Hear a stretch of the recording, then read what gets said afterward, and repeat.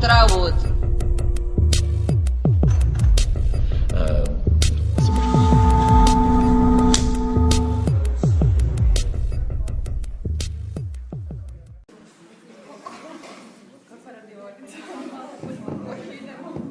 Okay? And those objects is what I mean by objects. Those things sliding by on the screen over there, those are our objects. They're visualizations of choreographic structure. Okay? Does that make sense? So we start with a dance, we look at something deeply inside it, and we make some numbers from that, and from that we generate what we call objects. Objects of thought, creative objects, objects of study, objects of exchange. Okay? So all 20 of those come from this dance, everything. And we think of the dance, and this is a concept that I think we'll play with a lot today, we think of the dance as a choreographic resource. Okay? We call this a choreographic resource. So it doesn't have to be a dance. And today we're going to go out and find other choreographic resources. Okay? So this is a dance, very importantly a dance, but it could have been mathematics, and it could have been an architectural structure, and it could have been the way light moves on the water, pedestrians in the streets, traffic patterns, right? How do you take any complex movement phenomenon, discern a pattern from it, and then generate meaning from there?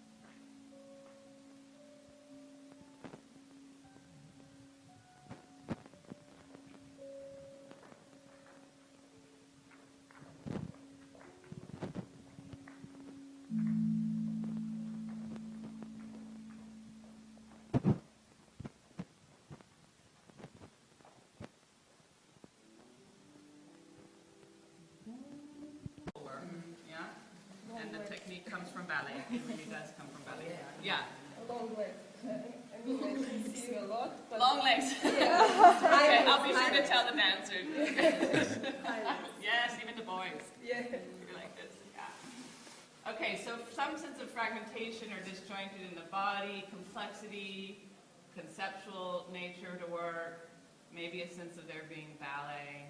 Yeah. I mean, Forsyth is really known for having really what he's given the field, maybe the most significant contribution among many, is having completely explored the boundaries of what constitutes ballet, right?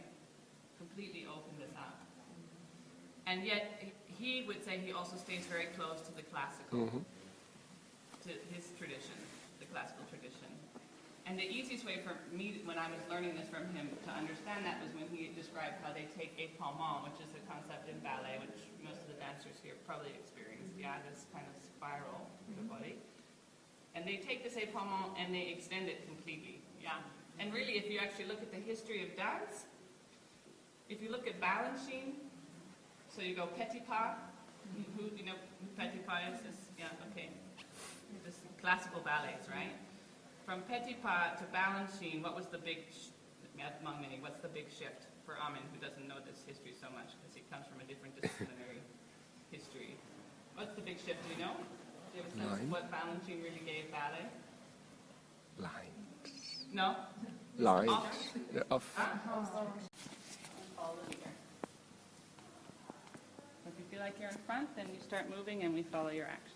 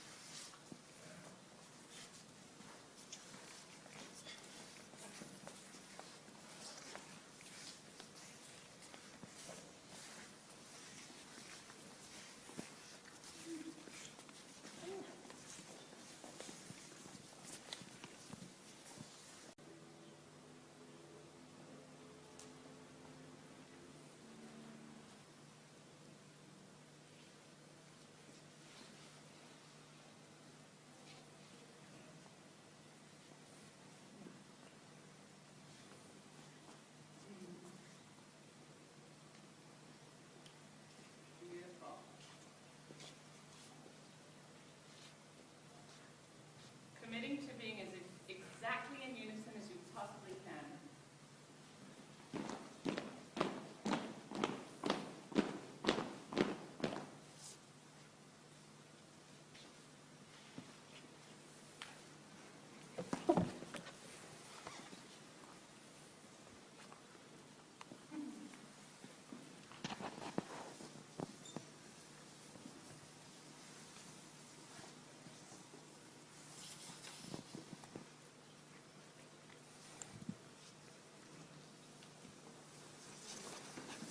Staying in it. Good.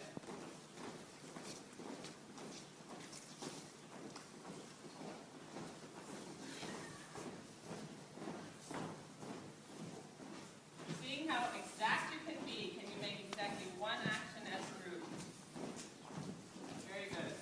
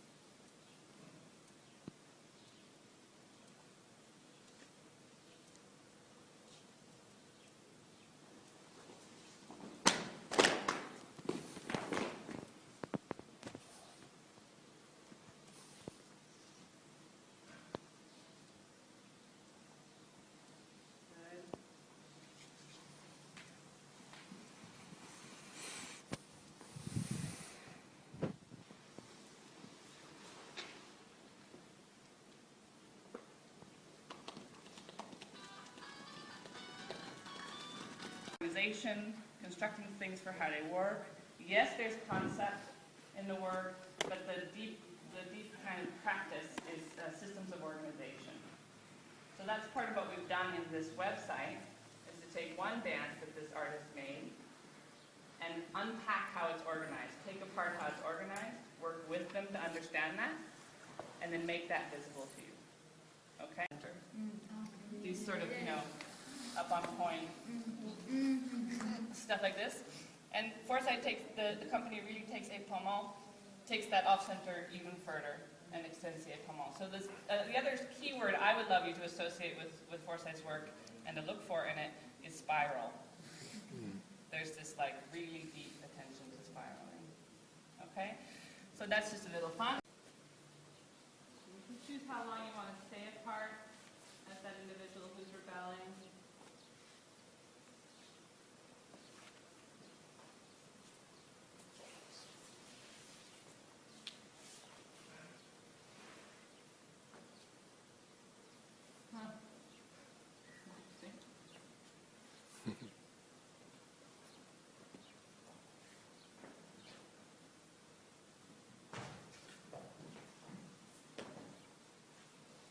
This that she observes in this way.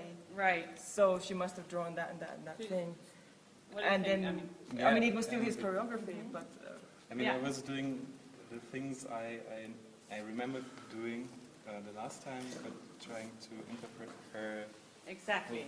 How the notation was made. Beautiful. From which So perception. this is this kind of combining of worldviews, yeah, and the group process. And you start to get a shared vocabulary. And then you can see how something like Janus and Surreal that we watched in the beginning, how they can really find these alignments because they're so deeply in each other's worlds. Yeah? You start to really understand the vocabulary, even after half an hour. Yeah? I mean, thank you very much. Thank you. Yeah. Amsterdam. Yes. Thank you for taking the risk. Yes, so sweet. I hope I didn't hurt anybody. No. Don't stop dancing. Our one brave designer. Thank you very much.